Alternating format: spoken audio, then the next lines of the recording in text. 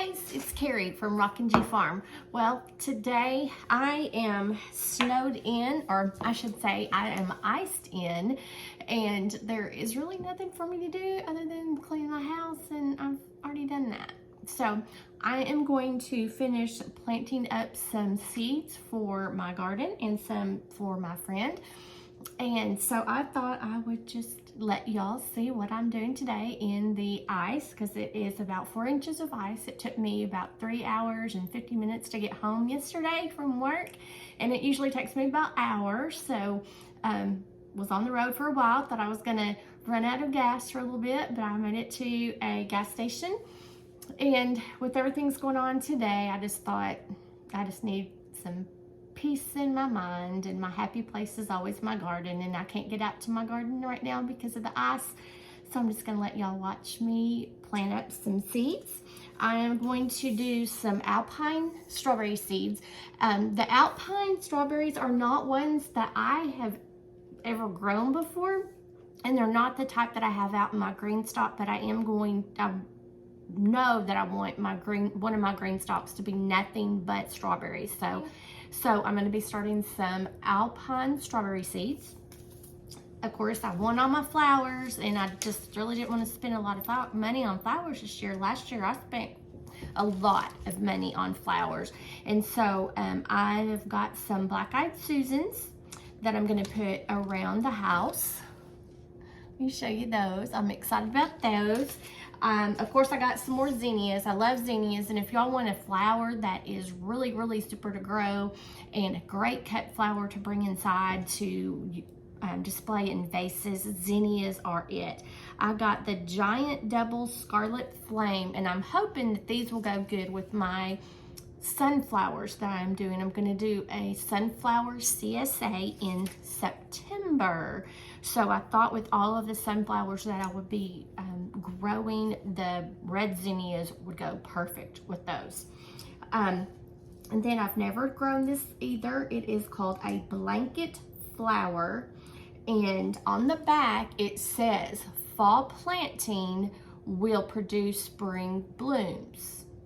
So that's the way on the back of the package's way to say that they need some stratification or cold stratification.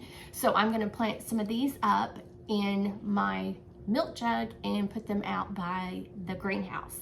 So we'll have lots of flowers this summer. I also got some Eskimo marigolds. So they're white. So I thought I'd grow some of those up to sell at my plant sale. That I'm gonna have, and because I have lots and lots of oranges and yellows, but I don't have any white. So I've got some Eskimo marigolds, and I've never done foxglove either. So I'm going to attempt growing foxglove. So cross your fingers and hope these grow, because I love them. They're beautiful. Let's just see that package a little bit better. Yeah.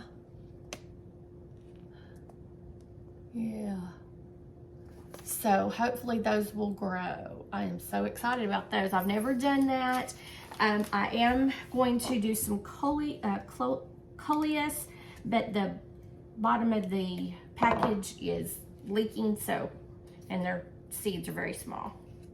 So I've got those. I'm just gonna put those back in there because they're just going everywhere. So I'm gonna put some coleus in there so we'll have some color in the shade, because coleus likes to be in the shade, and we'll do that also. Oh, I got some seeds on here. Oh well. Okay, so we'll do that. We're also going to do, I believe I'm going to try some parsley, cilantro, lavender, rosemary, and I can't think of everything else. While I plant some more, I've got all of these. Now, y'all can tell me if y'all have good results out of using these. I've heard several people don't use them, they dry out, they get too soggy. I've not had that problem. Maybe because I go in there all the time and watch my plants all the time, because that's just what I like to do. But if y'all have problems with the peat pots and having them dry out or get soggy on you and not produce a good plant for you, put it in your comments so that I'll know that next year I won't go towards the peat pots. But I've got so many of them this year, I really need to use them to not waste my money. So I've got tons of those. I've also got, with the dome, I've got several of those. So I'm just going to just spend my day planting seeds. So yay, we're excited. And maybe once I get them all under grow lights and where they're going to stay for a couple of weeks before we get them outside, I'm going to start with my green ball. And like I said, I got this from the Dollar Tree. This is just the best little thing. It's metal. I don't know what type of metal. It might just be aluminum, but it's pretty sturdy for what I use.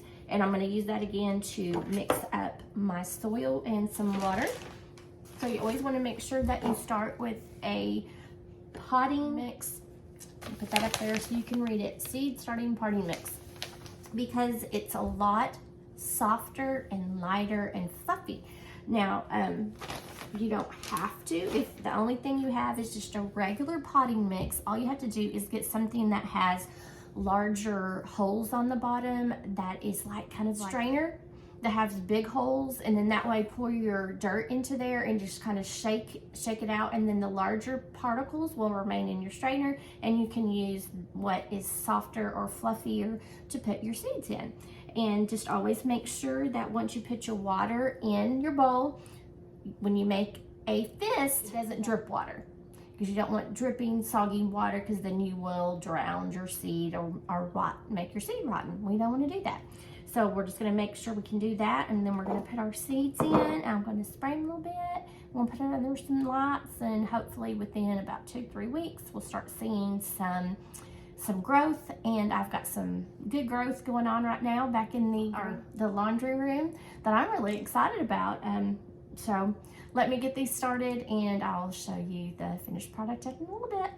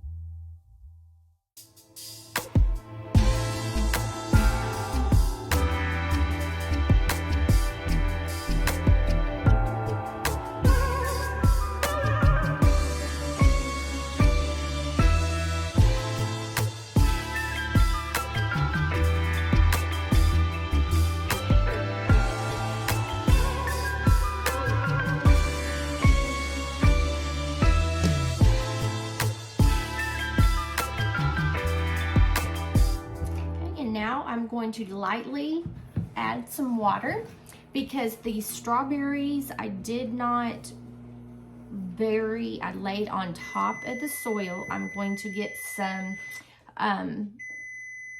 vermiculite and sprinkle over that, but my vermiculite is in the greenhouse, so I might just do some soil instead of vermiculite, since I'm not going to walk out on the ice. The foxgloves I did just press into the soil because it said to press into the soil, and the coleus I just pressed into the soil, and I'm not going to put any vermiculite or anything on top of that because I believe those need some sunlight to germinate. So the only thing I'm going to do is add some soil on top of my strawberries real lightly. They were due to be planted 1/4 to 1/8 of an inch under the soil. And so with just lightly dropping a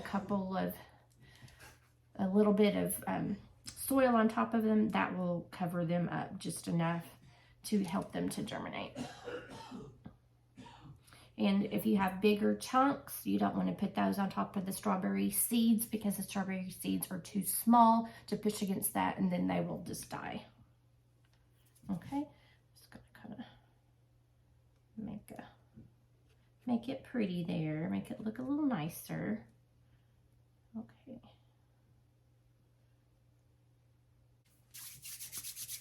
And now I'm just gonna lightly spray. Oop, I got a little wacky.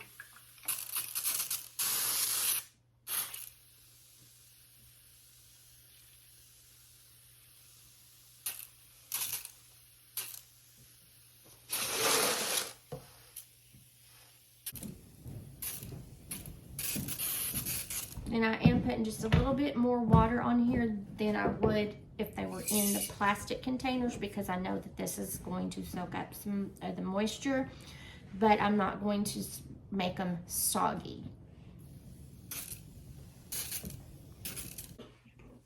Okay, so now I've got those watered in. I'm gonna take my plastic dome and just kind of arrange it onto the top.